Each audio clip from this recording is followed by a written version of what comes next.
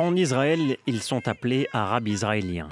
Mais eux se définissent plutôt comme Israéliens palestiniens, une façon de revendiquer leur peuple d'origine.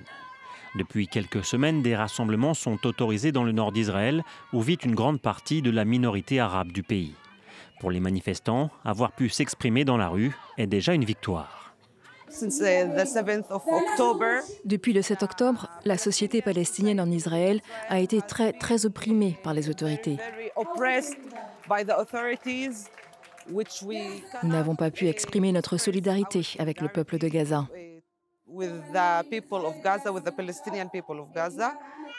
Quelques 150 personnes se sont donc réunies dans la petite ville arabe de Shefa Amr pour réclamer la fin de la guerre. Le cortège, composé aussi de juifs de Mouvement de la Paix, a défilé derrière cette banderole où il est inscrit « Seule la paix apportera la sécurité ». Il renvoie dos à dos les extrémistes des deux camps. C'est un signe très fort pour nous. Les Arabes et les Juifs veulent vivre ensemble sur cette terre et nous devons le montrer ici. En particulier lorsque le monde entier est si polarisé et que l'on s'attend à ce que ce soit Israël ou la Palestine alors que nous disons ce n'est pas forcément l'un ou l'autre. Même lorsqu'il s'agit de véhiculer un message de paix, la tâche n'est pas simple pour ces manifestants.